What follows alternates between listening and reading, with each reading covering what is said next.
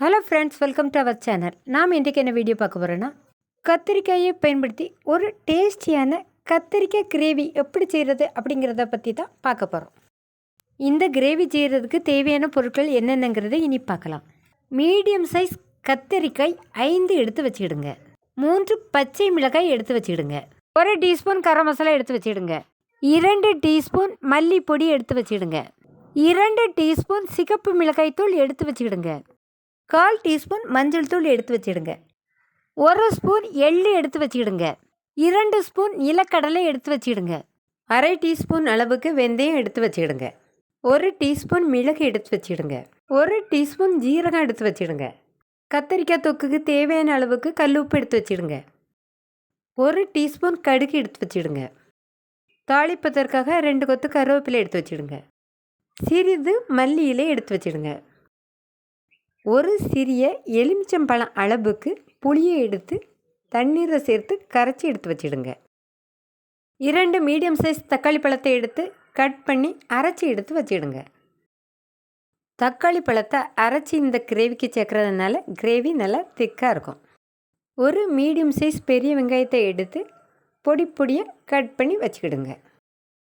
ஏற்கனவே எடுத்து வச்சுருந்த கத்திரிக்காய்களை இனி கட் பண்ணி எடுத்துக்க போகிறோம். முதல்ல கத்திரிக்காயோட காம்பை கட் பண்ணிக்கிடுங்க.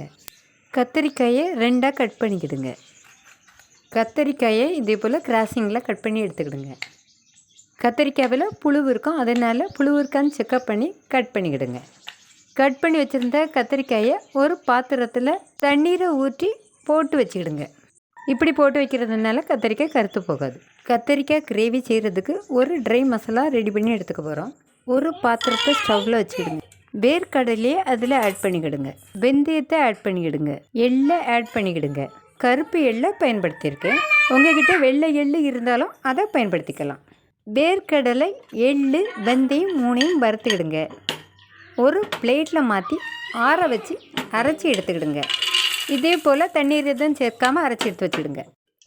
ஒரு பாத்திரத்தில் 3 ஸ்பூன் அளவுக்கு நல்லெண்ணெயை ஆட் பண்ணிக்கிடுங்க. ஆயில் சூடானதும் கடுகை ஆட் பண்ணிக்கிடுங்க.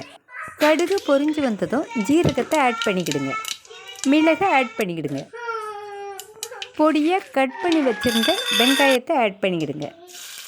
பெரிய வெங்காயம் கோல்டன் ப்ரௌன் கலரில் மாறி வரணும், அது வரைக்கும் வதக்கி விட்டுக்கிடுங்க. பச்சை மிளகாயை ஆட் பண்ணிக்கிடுங்க. ஏற்கனவே நம்ம சேனலில் கத்திரிக்காய் தொக்கு எப்படி செய்கிறது அப்படிங்கிற வீடியோ அப்லோட் பண்ணியிருக்கோம், பார்க்கறதே பார்த்துக்கிடுங்க. கத்திரிக்காய் கிரேவிக்கு தேவையான கல்லுப்பை ஆட் பண்ணிக்கிடுங்க. பெரிய வெங்காயம் கோல்டன் ப்ரௌன் கலரில் மாறி வந்துட்டு கட் பண்ணி வச்சுருந்த கத்திரிக்காயை அதில் ஆட் பண்ணிக்கிடுங்க. கத்திரிக்காயை கட் பண்ணி தண்ணீரில் போட்டு வச்சதுனால கத்திரிக்காய் கருத்து போகாமல் அழகாக இருக்குது. கத்திரிக்காயை 2 நிமிடம் வரை வதக்கி விட்டுக்கிடுங்க. இப்படி வதக்கி கத்திரிக்காய் கிரேவி செய்கிறதுனால கத்திரிக்காய் கிரேவி டேஸ்ட் சூப்பராக இருக்கும். இனி ஒரு மூடியை வச்சு மூடி வேக விட்டுக்கிடுங்க. தண்ணீர் எதுவும் சேர்க்காம தான் நாம் வேக விட்டுருக்கோம். கத்திரிக்காய் வெந்திருக்கான்னு செக்கப் பண்ணி பார்த்துக்கிடுங்க. கத்திரிக்காய் வெந்து வரலன்னா 2 நிமிடம் மூடியை வச்சு மூடி வேக விட்டுக்கிடுங்க. கத்திரிக்காய் வெந்து வந்திருக்கு. இதே போல் கத்திரிக்காய் வெந்து வந்த பிறகு தான் அரைச்சி வச்சுருந்த தக்காளி பழ விழுதை ஆட் பண்ணிக்கிடணும். தக்காளி பழ விழுதை இது கூட ஆட் பண்ணிக்கிடுங்க. மிக்ஸ் பண்ணி விட்டுக்கிடுங்க. தக்காளி பழ விழுது நல்லா வெந்து வரணும். 1 நிமிடம் வரை வேக விட்டுக்கிடுங்க. தக்காளி பழ விழுது வெந்து வந்துட்டு இனி இது கூட மசாலாவை சேர்த்துக்க போகிறோம். சிகப்பு மிளகாய் தூளை ஆட் பண்ணிக்கிடுங்க. கரம் மசாலாவை ஆட் பண்ணிக்கிடுங்க. மல்லித்தூளை ஆட் பண்ணிக்கிடுங்க. மஞ்சள் தூளை ஆட் பண்ணிக்கிடுங்க. ஏற்கனவே வறுத்து எடுத்து வச்சுருந்த ட்ரை மசாலாவை ஆட் பண்ணிக்கிடுங்க. மிக்ஸ் பண்ணி விட்டுக்கிடுங்க. மசாலாக்களை நல்லா மிக்ஸ் பண்ணி விட்டதும் ஏற்கனவே கரைச்சி எடுத்து வச்சுருந்த புளி கரைசலை இது கூட ஆட் பண்ணிக்கிடுங்க. புளி கரைசலை சேர்த்த பிறகு கத்திரிக்காய் கிரேவிக்கு தேவையான தண்ணீரை சேர்த்துக்கிடுங்க.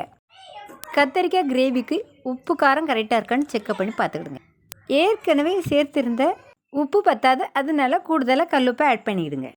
ஒரு மூடியை வச்சு மூடி கொதிக்க விட்டுக்கிடுங்க. இந்த கத்திரிக்காய் கிரேவியை சாதத்தோடு வச்சு சாப்பிடும் போதில் சைட் டிஷ் எதுவும் தேவைப்படாது.